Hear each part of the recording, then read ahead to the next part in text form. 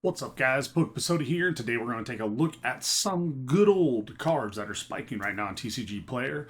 Now, again, when you take a look at these, you're going to see some cards that spike. Not always doesn't mean that they're spiking the hardest or the best or selling the most. It's just what TCGplayer deems as a card that is worthy to look at because it's spiking in price. Again, Pokepasoda here, 384 subs. Thank you so much for stopping by, and thank you so much for subscribing. This last video I had was opening Pitch Black. I didn't know what to do with the thumbnail, so I just put Al Pacino and a little Scarface type stuff on there with Mega Charizard X, just to see if people would be like, what the hell is this guy talking about? So that's kind of why I threw on there. Now, let's get into this. First thing we got is the biggest price spikes is 722, 2026. Of course, this is 725 right now, so a couple days late, but I wanted to check these out and go through them with you. Now, the first one we have on here is the Trikachu. This is from Ascended Heroes. Great looking card. Pull rates on this one a little bit tough, but this Trikachu, second highest card on the Ascended Heroes list. This one's going a little bit crazy. Definitely want to check it out for price spikes. A lot of the cards right now are going down just because of the summertime lull. People just aren't necessarily buying them as much, and I think it has something to do with PSA too, because right now a lot of people aren't submitting to PSA because they are shut down, except for the $80 or above tier. Now you start looking at this one, you'll start to see from a starred seller. Let's see. So first started sellers about $1,100. Okay, so $1,100. Now, if you look at this over the last 1 month, though, this has went down. This was a $1,300 card, now down to about $1,100 for sale on here, of course, and about $1,200. The sell-through rate on these, it's sold 50 of those, low for 1,000, high for 1,500. Now, you start looking at this card in a PSA 10 value, it's about a $2,500 card. This was as high as like $4,000 though. It's a cool looking card. Don't get me wrong. It's not my absolute favorite card from Ascent Heroes. I like the Mega Gengar better. I actually like the Pikachu, the pink one in there better because it reminds me of the Vivid Voltage card. So PSA 10 sales on this one. You're having some as recent as a few days ago for $2,500. So great looking card. Of course, if you do have it, congrats to you because it is awesome. But when you see the PSA 9 value going less than the raw value, it's not something we like to see.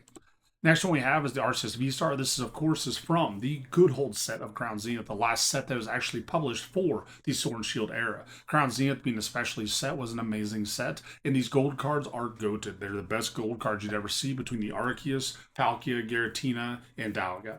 So, and they're all the V-Star cards. They're awesome. They're the origin form, I believe, too, for the Palkia and Dialga. But this one right here, when we go to near mint, there's 52 copies available. This card did hover around $90 and less. If we go to a year ago, actually, yeah, this card is $95. And so this card has spiked in the last month. It went to about 240. Now it's dropped to about $220. The amount of sales is 34 this last month, 209 for a low, 240 for a high. You're about a $218 card for a shipped or starred seller here. So very cool looking card. In a 10 though, what's crazy about this Crown Zenith ones, as in a 10, it's not even worth double the value. Is that because pull rates were so good for Crown Zenith? Maybe, but these gold cards were not easy to get. The Galarian Gallery ones, the four of them, very tough to get. And again, when you look at these rates, they do gem out as a 10 pretty well. I actually have some of these in nines. Somehow I was one of the rare people to get nines. But I do have this Arceus V-Star in a 10. So gorgeous looking card. I love it. It is probably just as fun of a card as a Giratina V-Star. I think this one's absolutely legendary. All these gold ones are. The Giratina, though, like, it's a scary damn Pokemon. Like, it reminds me a lot of, if you ever seen the movie The Matrix, they have these like tentacle things that actually try to attack the ships. This is what it reminds me of, the Giratina does. Now, you look at this one, $350 card raw. In the last month, though, this card was at $400, and now it's plummeted down to about $380. And as you can see, $350 with shipping included. You've had a number of these sold this last month. 29 sold, 340 for the low, 500 for the high. Now, when you start looking at the PSA 10 of this one, it does gem out very well. It's about a 60-65% gem rate on these. The PSA 10, though, is still only worth less, about 90% of the value if you doubled it. So if it's a $350 card and you're going to be at, close to $700, this is lower than that value, which is odd to see with the card when it's a PSA 10. It's consistent though, guys. The Crown Zenith, Galarian Gallery gold cards, this is what they've done. And so a lot of the other glaring galleries aren't. They're double or triple the raw value because if they don't have texture, those ones are really tough to grade. But this card itself, gorgeous looking card. If you don't have it, I would add it to your collection. It's extremely amazing. Crown Zenith will go down as one of the best sets ever.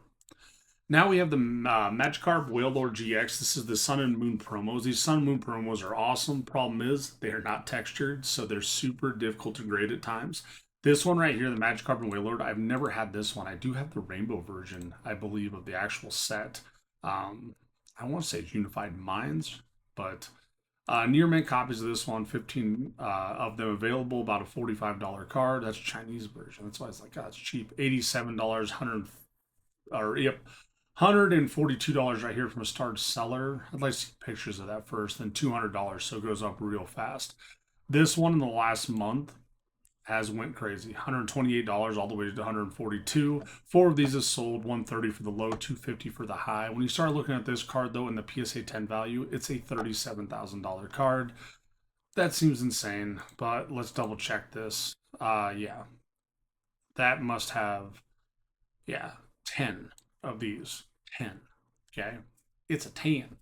Uh, I don't think it's a $37,000 card. That's insane.